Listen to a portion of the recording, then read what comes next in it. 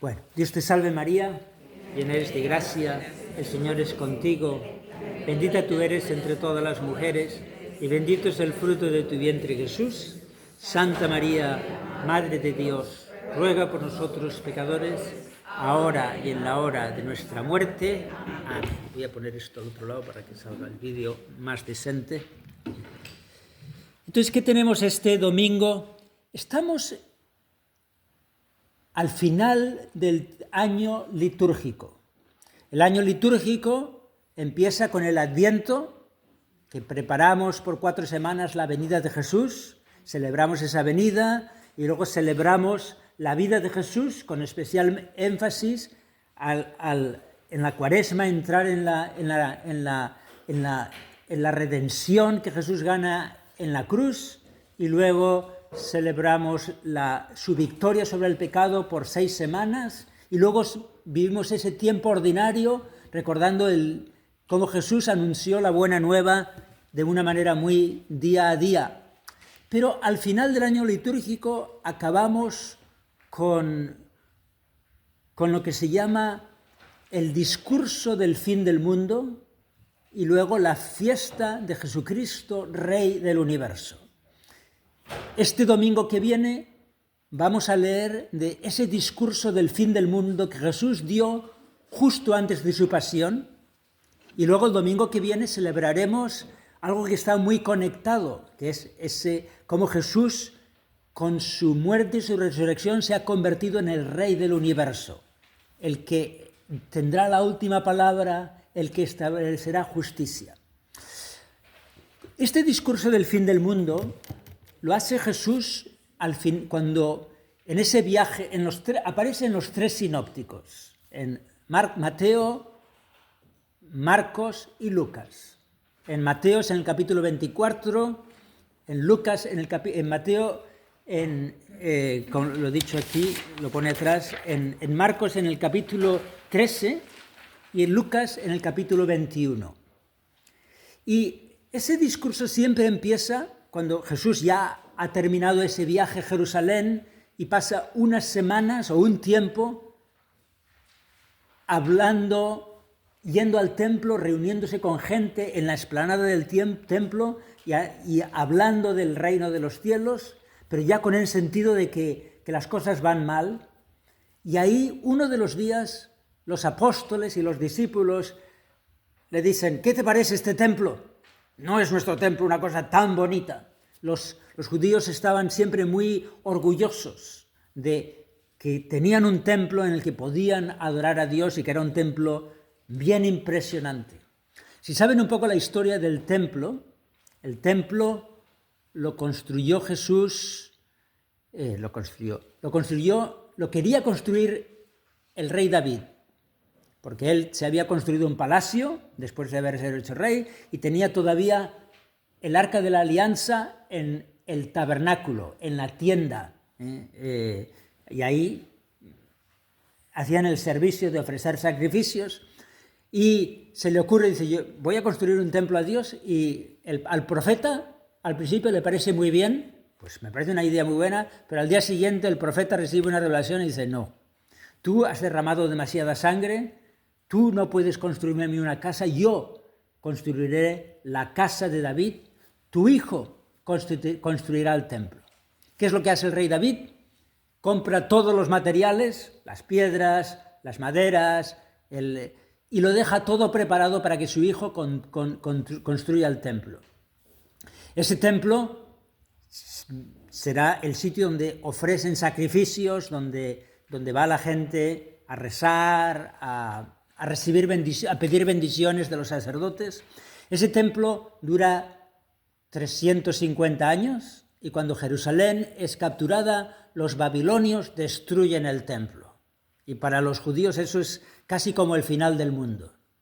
Pero cuando los persas permiten que los judíos vuelvan, lo primero que hacen es construir un templo, el segundo templo. Muchos de los expertos de la escritura llaman a esa temporada del año 500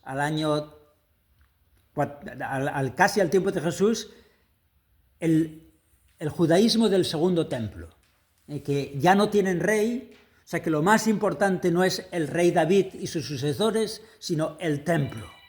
Y en esa importancia del templo se recuperan muchas de las tradiciones de Israel. Pero ese templo no era tan grande y el rey Herodes...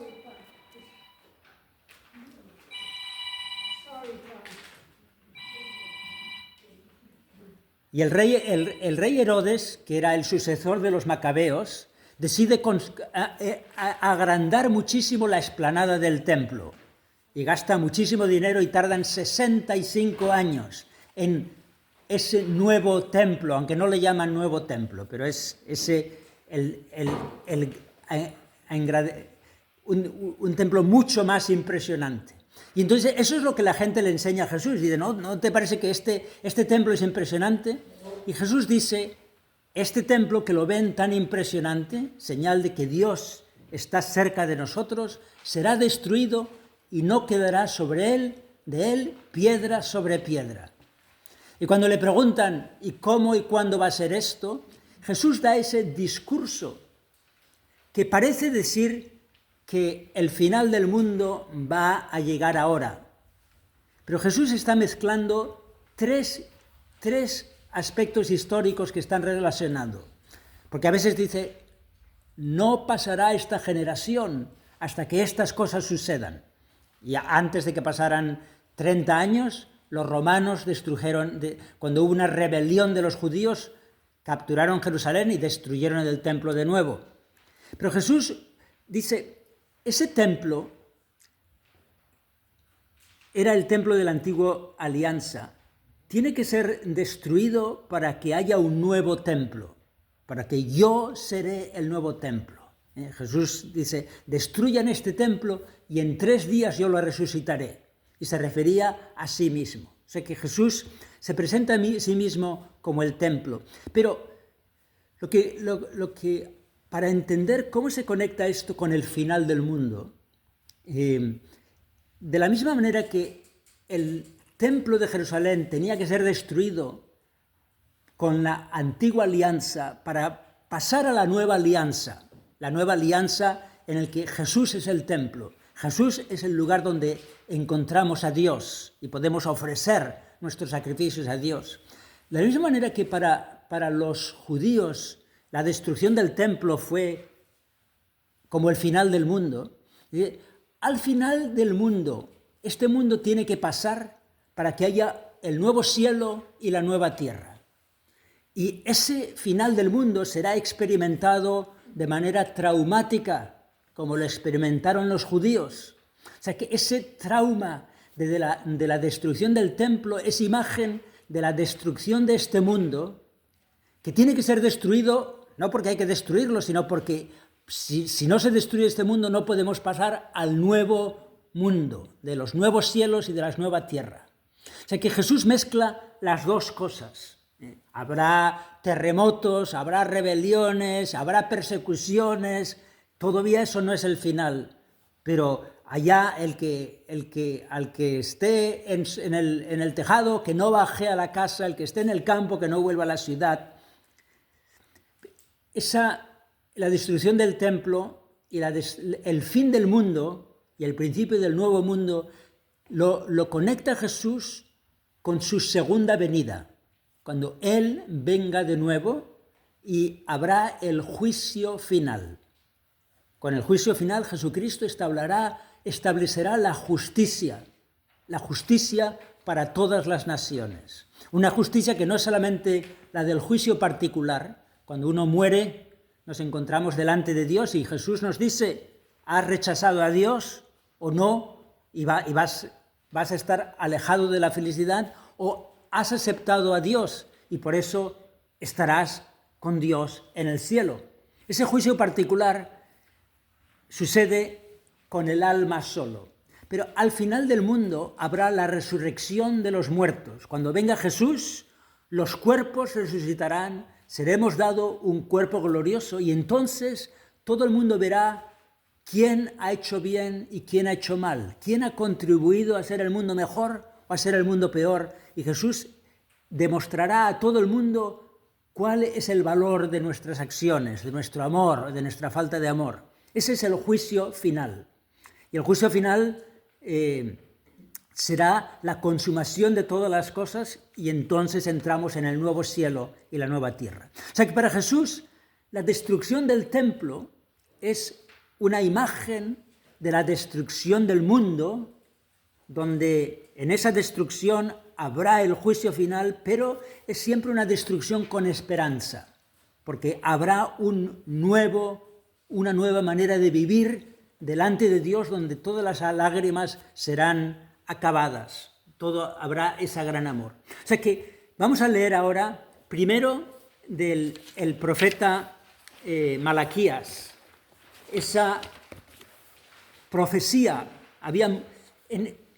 Si ven al comentario que hago, primero hablo del discurso escatológico y cómo se juntan esas tres ideas, pero luego digo, hay una tradición de literatura escatológica en el Antiguo Testamento, que son libros que hablan de esa justicia final, en el que Dios aparecerá, quizá a través de su Hijo, y derrotará a todos los ejércitos y demostrará quién es el rey, quién es el verdadero juez.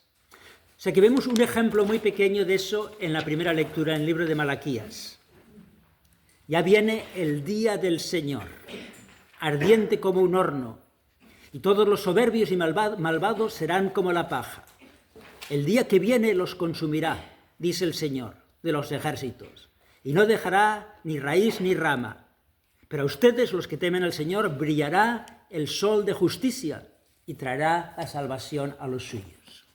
Hay algunos libros, como el libro de Daniel o el libro del profeta Ezequiel, que tienen muchas imágenes de apariciones, de monstruos, pero son todas imágenes de esa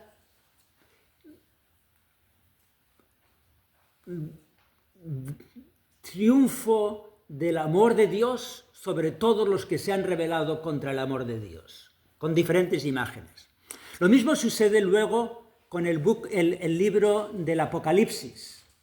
Y hay muchos pasajes en otros libros que hacen referencia a esa victoria final de Dios sobre todos los malvados y establecimiento de justicia. Por ejemplo, en el Salmo, si ven el Salmo 97, dice, toda la tierra ha visto al Salvador. Cantemos al Señor al son del arpa, aclamemos al son de los clarines, regocíjense todos ante el Señor, porque ya viene a gobernar el orbe. Justicia y rectitud serán las normas con las que rija a todas las naciones. O sea, todo el mundo que sufre la injusticia de gobiernos que son opresivos, o la injusticia de sistemas económicos que no le dan a uno la posibilidad, es bueno saber que un día Dios establecerá justicia y nos dará a cada uno lo que merece. O sea que ese tipo de literatura apocalíptica, escatológica, que habla del final de los tiempos, siempre tiene un sentido positivo. Siempre habla de destrucción de los malvados, de todas las cosas que no nos gustan, acabarán mal, pero es siempre hablando de que el día del Señor, Jesús, el representante de Dios vendrá y establecerá todas las cosas bien. O sea que vemos dos ejemplos de eso. Y ese es un poco el estilo que Jesús utiliza en ese discurso escatológico. Primero habla de la destrucción del templo y luego toma imágenes de esa justicia final. Vamos a leer entonces el Evangelio de San Lucas. Primero empieza con esa referencia. Algunos ponderaban la solidez de la construcción del templo y la belleza de las ofrendas, y Jesús dijo, vendrán días en que no quedará piedra sobre piedra, de todo lo que están admirando, todo será destruido. Y entonces le preguntaron, Maestro, ¿cuándo va a ocurrir esto? ¿Cuál será la señal? Y él le respondió, cuídense de que nadie los engañe, Porque muchos vendrán usurpando mi nombre y dirán, yo soy el Mesías, el tiempo ha llegado, pero no les hagan caso. Cuando oigan hablar de guerras, de revoluciones, que no los domine el pánico, porque eso tiene que acontecer todavía al final. Hay mucha gente que, oyendo las cosas que dice acerca de Jesús al final del mundo, han hecho todo tipo de contar días y contar señales, diciendo, yo sé que el final del mundo será en el año 2000. No pasó. Antes, los adventistas del último día, el que inventó esa religión, estaba convencido de que él sabía cuándo iba a ser el final del mundo. El año 1870 y algo. No pasó. Y luego dijo, no, me equivoqué. Es el año 1902. Tampoco pasó. O sea que todo aquel que diga, yo sé, porque yo leo la Biblia y veo los signos, ¿no? La conversión de los judíos, los terremotos, ya sé que está Dice, no, nadie sabe, no dejen engañarse. Un poco lo que luego iremos a ver a San Pablo en la carta de los tesalonicenses, y dice, lo que es importante es que siempre vivamos recordando que este mundo va a pasar, que este mundo no es lo que va a durar para siempre, que es el mundo nuevo que Jesús va a establecer, eso es lo único que permanece. O sea, que tienen que vivir sabiendo que el día del Señor va a vendrá al final de los tiempos, pero para nosotros vendrá el día del juicio final, pero no vivan diciendo, tenemos mucho tiempo. Cuando menos esperemos, llega el día del Señor. Jesús habla de tener esa actitud, no que él pensaba que el día del Señor iba a venir enseguida. Sabía que primero el templo iba a ser destruido, eso sí que va a suceder enseguida. Pero muchos se equivocaron pensando que el final de los tiempos estaba a punto de suceder. Y hay que recordar cuántas veces dice Jesús que nadie se engañe. El día del final de los tiempos no lo sabe nadie, ni siquiera el Hijo del Hombre está aquí para anunciar eso, ¿no? Pero bueno, Jesús habla de esa actitud. Cuando vemos el templo, cuando vemos todas las cosas que hemos hecho, acuérdense que todo esto va a pasar, que un día Jesús vendrá y revelará qué es lo que permanece y qué es lo que no permanece. Por eso leemos, se levantará una nación contra otro y un reino contra otro, habrá grandes terremotos, epidemias y hambre, aparecerán en el cielo señales y prodigios terribles. Lo que Jesús está diciendo es que el final del mundo será experimentado de una manera traumática, pero no está intentando decir, o sea, cada vez que vemos cosas, terremotos, tormentas, fuegos, es un recuerdo que tarde o temprano eso va a pasar, que no podemos estar apegados a las cosas de este mundo como si eso fuera lo más importante, porque lo que estamos nosotros esperando es el nuevo mundo.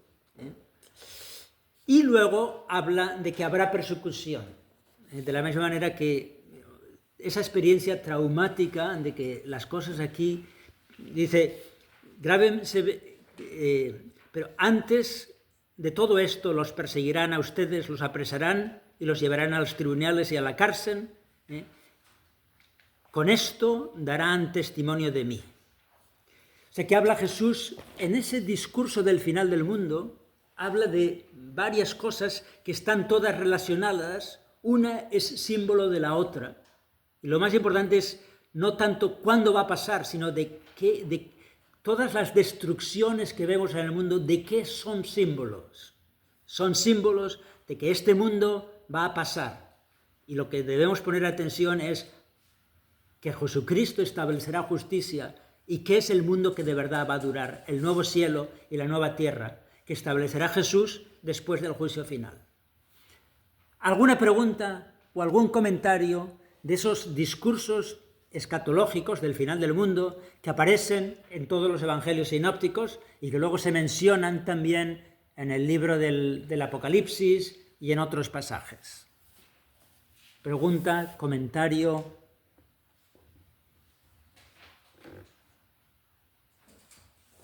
Pregunta. Todos los desastres que estamos viviendo serán señales.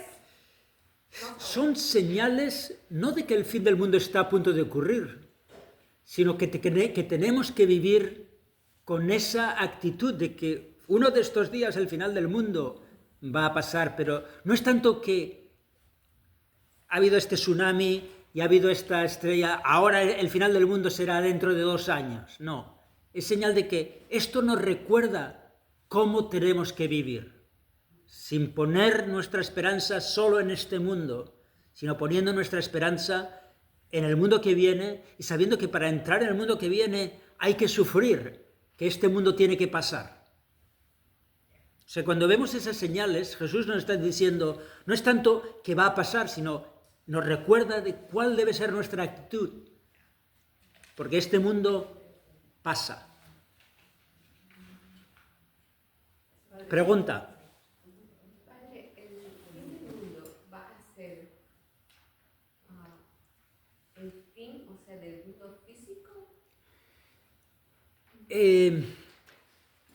Dice San Pablo que cuando resuciten los cuerpos que serán el cuerpo que tendremos en el nuevo mundo, que el cuerpo que tenemos aquí es como una semilla de lo que será el nuevo cuerpo. O sea que lo que da a entender es que nosotros necesitamos un cuerpo. Los seres humanos no somos ángeles. Tenemos un alma que se expresa a través de un cuerpo. O sea que en la vida nueva habrá un cuerpo. Y si habrá un cuerpo, pues habrá comida y habrá... pero será un mundo completamente distinto. De la misma manera que Jesús es capaz de comer, pero al mismo tiempo pasa por la puerta cerrada y puede desaparecer y vuelve a aparecer. Será un mundo distinto y Jesús no ha querido revelarnos más. Pero este mundo, como existe ahora, desaparecerá. Y habrá un nuevo tipo de mundo en el que veremos a Dios cara a cara y seremos capaces de compartir el amor de Dios los unos con los otros a través de nuestro cuerpo, pero de una manera distinta. Esto es lo único que sabemos. Entonces debe ser ¿Eh? un cuerpo que se adapte a eso. Esto es. No necesariamente el mismo que tenemos. No el mismo que tenemos. Este cuerpo es una semilla de lo que será el cuerpo del cuerpo glorioso. Y lo que en realidad el Señor avisa a través de estas cosas que están pasando ahora es como decir, despertemos. Despertemos. Despertemos y recordemos que va a ser algo así. Esto Debemos es. estar preparados. Esto es. Hay que estar siempre preparados porque tenemos que vivir siempre dispuestos a que venga el Señor y diga, ya está, ahora voy a cambiar todas las cosas. Pero para la mayoría de nosotros seguramente pasará eso después de que muramos. O sea que no hay que estar demasiado preocupado de cuándo, sino de cómo estamos viviendo. Esto es más o menos como lo que pasó hace años de Sodoma y Gomorra, Ajá. que Dios vino y destruyó la ciudad, porque había mucha perdición. Ha habido varios de estos, ¿no? En el arca de Noé. También. Dios destruyó, pero después del arca de Noé dijo, ya no haré esto nunca más. Voy a dejar este mundo que crezca. Jesús utiliza la parábola del enemigo que plantó la cizaña, las malas hierbas en el campo, y los servidores quieren arrancar la cizaña cuando empieza a crecer y de no, porque si arrancan ahora sacará el trigo. Esperemos al final del mundo y entonces lo separaremos. O sea que Jesús da a entender que aunque alguna vez lo hizo, establecer justicia, ahora va a esperar a establecer justicia al final del mundo. Aunque nosotros tenemos que luchar por establecer justicia cuando podamos, ¿no? Pero que Dios no va a parar el mundo cada vez que alguien se porta mal. Que si no, es que no sería todo el día. Estaría... Ya no va a haber esa purificación. Esto es. Lo va a dejar todo y al final en el día Bueno, del juicio se va a separar lo bueno pero del malo. quiere que cada vez que haya una tragedia, cada vez que tengamos una enfermedad nosotros, cada vez que haya una guerra, que son terribles, que nos recuerde. Estas cosas, en el fondo, nos recuerdan que este mundo es pasajero, que este mundo, hay que vivir en este mundo con los ojos en el mundo verdadero. aunque tenemos que intentar hacer este mundo lo mejor posible. Hay un ejemplo importante en la carta de los tesalonicenses. Si leen la segunda lectura, San Pablo no parece hablar del final del mundo, simplemente le dice, el que no trabaje, que no coma. Dice, no deben vivir imitando el ejemplo que yo les di, porque cuando yo estuve con ustedes, supe ganarme la vida y no dependí de nadie para comer, como no dependemos a nadie ahora para comer ahí, porque alguien ha traído la comida. Antes bien, de día y de noche trabajé hasta agotarme para no serles gravosos. El que no trabaje, que no coma. Y dice, y ahora vengo a saber que algunos de ustedes viven como holgazanes sin hacer nada, y además entrometiéndose en todo. Les suplicamos a esos tales y les ordenamos de parte de Jesús que se pongan a trabajar en paz para ganarse la vida, para ganarse la comida. Esto es de la segunda lectura de los tesalonicenses y está conectado con la segunda carta de los tesalonicenses, está conectado con la primera carta de los tesalonicenses. En esa carta, que es una de las primeras que San Pablo escribe a los de esa ciudad del norte de Grecia, que se llama Tesalónica, todavía está ahí, y les dice, qué bueno que están viviendo, les animo a que vivan la sexualidad como deben, y les animo a que no se pongan tristes si alguno de ustedes, alguno de sus parientes se ha muerto. ¿Por qué dice eso? Parece ser, cuando uno lee Tesalonicenses 4, que algunos de aquellos primeros cristianos que habían tenido muy poca catequesis, porque San Pablo había pasado por unas semanas y dejó a algunos líderes, pero no han tenido... Ellos se temían que si alguien se moría en este mundo se iban a perder la segunda venida de Cristo y por eso no iban a poder ir al cielo. Un malentendido. Y San Pablo les dice, no, todos, cuando venga Jesús, primero se llevará a los que están en vida, pero también irá a los que ya han muerto y los llevará al cielo. Y dice, pero tenemos que vivir siempre como si la segunda venida está a punto de suceder.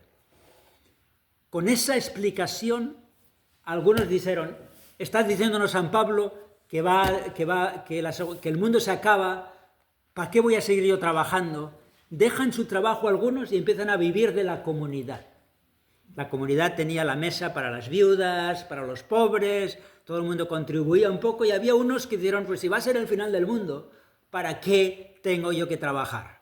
O sea que lo que había sido intentar arreglar un malentendido se convierte en un nuevo malentendido. Y San Pablo tiene que escribir una segunda carta. Hay gente que dice que estaba convencido que San Pablo estaba convencido de que el final del mundo iba a suceder.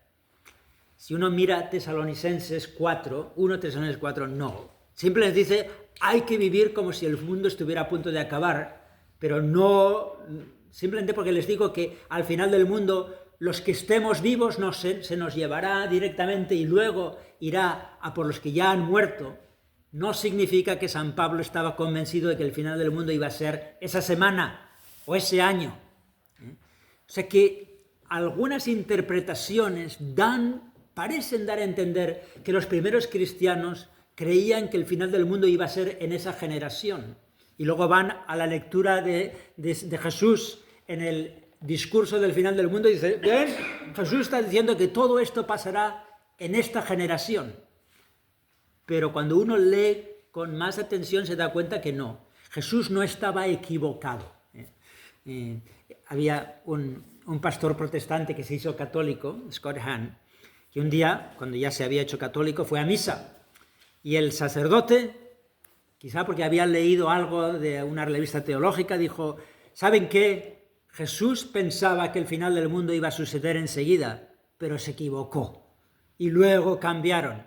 Y fue a la sacristía y dijo, padre, yo he estudiado esto, Jesús no está pensando que el final del mundo, está diciendo que la destrucción del templo, que es imagen del final del mundo, va a suceder en este tiempo. Y el sacerdote tuvo la humildad de cuando subió para hacer la novena que hacían, dijo, tengo que hacer una corrección. Alguien me ha explicado que Jesús no estaba equivocado hacia el final del mundo, sino que estaba hablando de la destrucción del templo, que es imagen del final del mundo. O sea que si alguien les dice, Jesús o San Pablo pensaban que el final del mundo iba a suceder, hay pasajes que dan esa impresión, pero cuando los estudiamos bien nos damos cuenta de que no. Jesús está hablando de dos cosas que están unidas, de tres cosas que están unidas.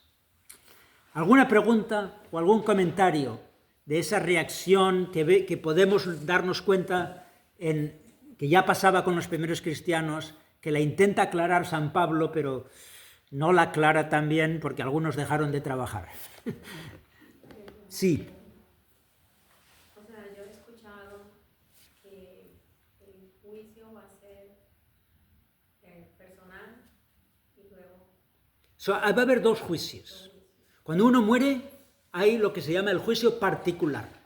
Cada persona se encuentra delante de Jesús y con Jesús ve si ha rechazado a Dios y va hacia el infierno, o si no ha rechazado a Dios y va al cielo, aunque quizá tenga que pasar por el purgatorio.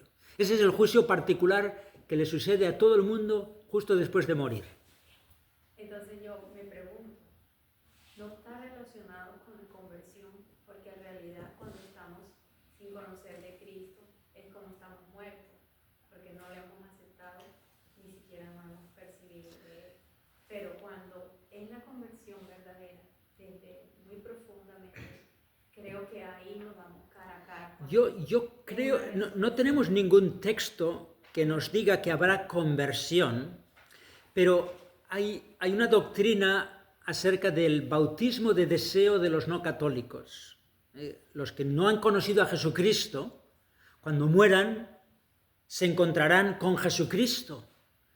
Y si han vivido una vida buena, seguramente dirán, si yo te hubiera conocido, yo hubiera creído, y eso les cuenta como bautismo de deseo implícito. Y eso es lo que le llevará al cielo. O sea que será, más que una conversión, es reconocer que si hicieron algo bien en esta vida, es porque habían imitado sin saberlo el ejemplo de Jesús y ahora se dan cuenta. Podría ser. Por eso decía, bueno, yo no sé, yo lo comparo. Sí, sí. Mi ignorancia. Lo comparo un poco como ese juicio personal con Dios. Sí. Es parte de eso, ¿verdad? Para mí, no sé. Es parte de... Pregunto. Es como parte del juicio personal con Cristo. Sí.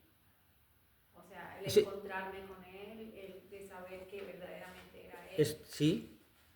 Y luego ya vendría el global. Al que final es del lo que mundo- tendría que esperar. Sí. Al final del mundo, para que se vean todas las consecuencias.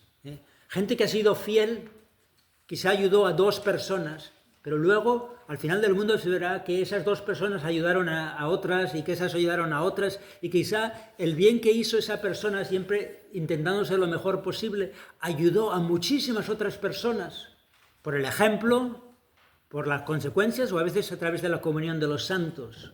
O sea que el juicio final que lo habla Jesús en el capítulo 25 de San Mateo, después de ese...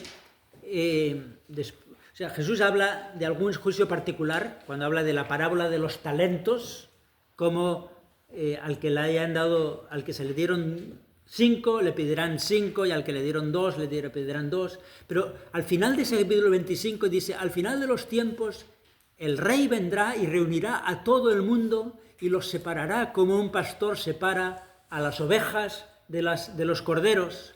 Y las que están a un lado les dirá, porque me visteis hambriento y me disteis de comer, me visteis sediento y me visteis de beber.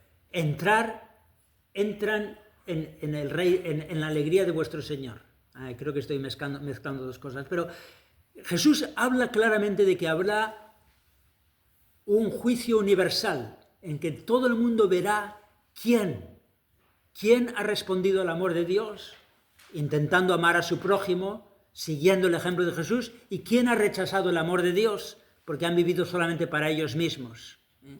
Eso será el juicio final que sucederá al final de los tiempos con la segunda venida de Cristo, que es diferente de ese juicio particular que el alma encuentra justo después de la muerte. Eso está en el Catecismo, esa es la enseñanza del Concilio de Trento y de muchos otros concilios, ¿no? Padre, Pregunta. Suponiendo, o sea, esto es un pensamiento, suponiendo que hoy día es el fin del mundo Esto y es. estamos muriendo nosotros en este momento, todavía tenemos que pasar por el juicio personal, aunque sea en el mismo momento. Es que cuando hablemos del otro mundo, como dice, me parece que es San Pablo el que dice, un segundo nuestro puede ser como 1000 años y 1000 años pueden ser como un segundo delante de Dios. O sea que sí, puede que haya juicio particular, pero no sé, tampoco sería tan importante porque todo sucede delante de Dios. Habrá siempre un encuentro personal Jesús. O sea, el juicio nuestro nunca será un juicio anónimo. Los de Nueva York al infierno, los que tienen pelo rojo, no, cada uno será personalmente. Porque nos conoce a cada uno. Porque nos conoce a cada uno, pero luego querrá que todo el mundo vea las buenas obras, o si cometieron errores, cómo se arrepintieron. O sea, que todo el mundo vea qué bonita es la vida de los que han amado a Dios y qué triste es la consecuencia de los que se dejaron engañar por la avaricia, por el placer, por lo que sea, ¿no? Que en el juicio particular, en el juicio personal, en el primer juicio, Sí. no veremos el rostro de Dios, Veremos a Jesús cara a cara. a Jesús. Y en Jesús veremos el amor infinito de Dios, pero no será tan completo como lo que podremos ver de Dios después del juicio final, cuando haya nuevos cielos y nueva tierra y cuerpo glorioso. O sea que veremos a Jesús y en Jesús veremos perfectamente el reflejo de Dios. Su rostro, sí. El rostro. O sea, como dice Jesús, el que me conoce a mí, conoce al Padre. Pero después en el juicio final será perfecto. Dice San Pablo, ahora vemos como en un espejo. Ellos hablaban de los malos espejos de aquellos años que hacían lo que podían y se veía más o menos. Entonces, no, eso lo dice San Juan, en la carta de San Juan. Ahora vemos como en un mal espejo. Entonces veremos cara a cara. Y veremos a Dios a través de Jesús y luego, con el nuevo cuerpo, podremos ver a Dios infinito en su belleza más perfecta. Otra cosita. A ver. Después del juicio particular, ¿será posible que esa alma vaya acumulando buenos actos hasta el juicio final?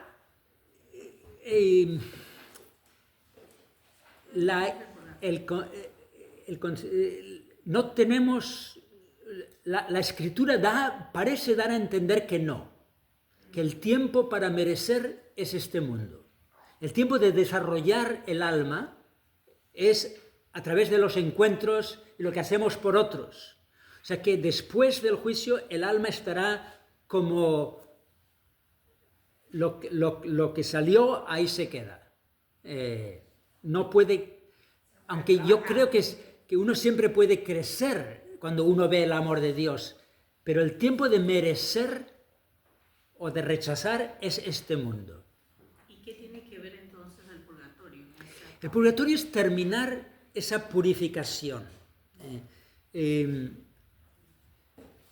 el capítulo 3 de la carta de San Pablo a los Corintios, habla de un fuego purificador que probará todas nuestras obras. Y algunas saldrán, no quedará nada, solamente quedará humo, y otras quedarán. Pero incluso los que no están bien, dice, sobrevivirán pasando a través del fuego. Es una frase muy cortita.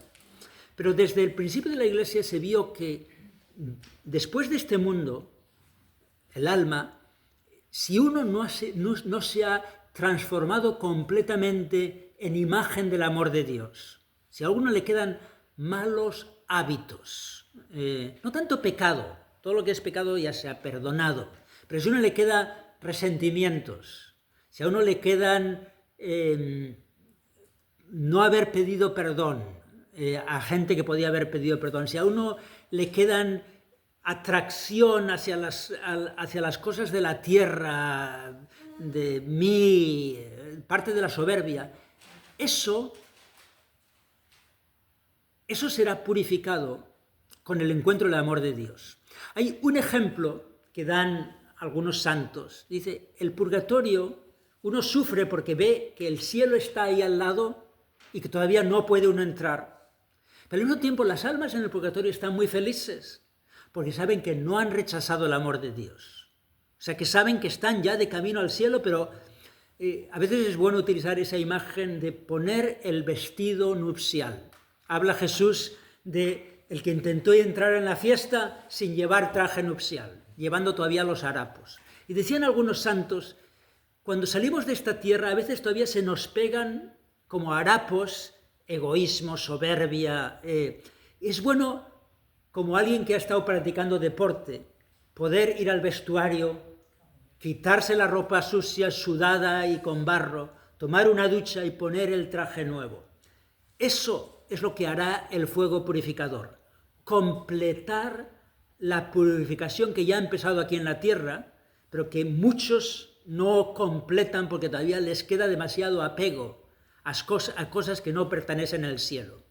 Si uno quiere ir a una boda y se le acaba el tiempo y ha estado corriendo por ahí, está con los sweatpants y todo sudado, no dice, pues sabe que voy a la boda así como estoy, porque estaría incómoda. Más vale llegar tarde que entrar en la boda cuando todo el mundo está muy bien vestido y uno está pues sudado y con barro. O sea que en el fondo el purgatorio es algo que nosotros querremos para poder quitar lo que nos queda pegado en nuestro alma y así poder estar en la fiesta del Cordero con el vestido nupcial, que es el vestido del amor de Dios, el vestido de tener el mismo espíritu que Jesucristo. Y es por eso que dicen que el reino de Dios empieza aquí. Empieza aquí. Porque aquí empezamos. Aquí empezamos a dejar que Jesús nos llene de su amor, pero a veces no le dejamos que nos llene completamente. Y por eso gracias a Dios, habrá un fuego purificador para quitar lo que no pertenece en el cielo. Pregunta. Regresando a los tesalonicenses, padre, la Sí. primera, estaba viendo que decía que el Señor pedirá cuentas de todas esas cosas dichas y declaradas. Dios no nos llamó a vivir en la impureza, sino en la santidad. Sí. O sea, eso es Tesalonicenses 4, ¿no? Sí, primera sexta. La primera parte habla de la pureza sexual. O sea, les dice, no pueden ir teniendo sexo con otras personas porque Dios nos pedirá cuenta. O sea, es una de las cosas que uno tiene que purificar. Si se nos va la cabeza con malos pensamientos, con malas imágenes o alguna mala experiencia, dice, eso no pertenece en un hijo de Dios. Pero luego habla de no se entristezcan porque su pariente se murió y piensan que han dejado. O sea que habla de tres temas distintos en ese capítulo 4 de Tesalonicenses. Pregunta. Una duda, padre. Sí. Cuando decimos en el credo y de nuevo vendrá con gloria para juzgar a vivos y muertos, Sí. ahí estamos hablando, ya los muertos tuvieron su juicio particular. ¿Ya? Y viene otro juicio. El juicio universal. El juicio universal. Sí. Lo que es un poco más complicado es la frase y descendió a los infiernos. La palabra griega que utiliza el credo que sale de una frase de San Pablo es Hades. Hades en inglés. Y Hades significa el estado después de la muerte en que las almas están como perdidas, vagando, sin encontrar felicidad, pero sin sufrir. con una especie de semivida, todo gris. O sea que los griegos y también un poco los judíos, con esa imagen del seno de Abraham, tienen la idea que después de la muerte hay una situación medio. Y los cristianos dijeron, claro, antes de que Jesucristo abriera las puertas del cielo, incluso los justos no pueden entrar en el cielo. O sea que Jesucristo irá al Hades o al Sheol, que a veces se traduce como infierno, pero muchas veces se traduce como la vida gris, la vida intermedia.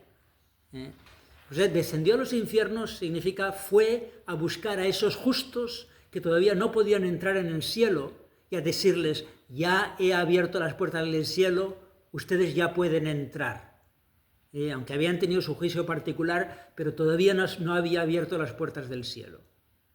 Y tendrán ese encuentro personal con Jesucristo todos los que habían muerto y todavía no podían entrar en el cielo. Pero eso no se refiere al Hades, al purgatorio. Esos son... Quizá algunos estaban pasando por su purgatorio sin saberlo, pero va a los que habían muerto antes de Jesucristo. Antes de Jesucristo no había acceso al cielo y por eso estaban las almas en el seno de Abraham, como Lázaro que estaba en el seno de Abraham, o en el Sheol o en el Hades, que es una situación medio intermedia, que no es el cielo todavía. Eso se refiere Descendió a los infiernos. el credo. El credo. Es el estado antes de que Jesucristo venga. Esto es, antes que Jesucristo abra el cielo para nosotros. Muy bien. O sea que en estos últimos 2 semanas vamos a leer mucho de este discurso del final del mundo.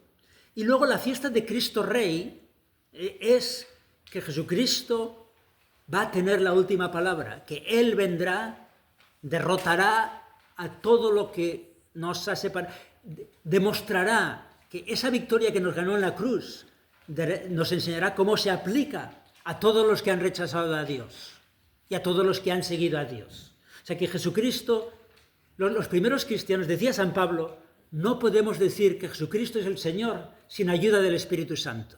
O sea que los primeros cristianos decían, Jesucristo es el Señor. Él es el Kyrios, el Señor. No es más que el emperador, pero es Señor no tanto en un reino de la tierra, sino del reino que se establecerá, que empieza ya aquí en la tierra de los hijos de Dios, pero que se establecerá completamente con la segunda venida.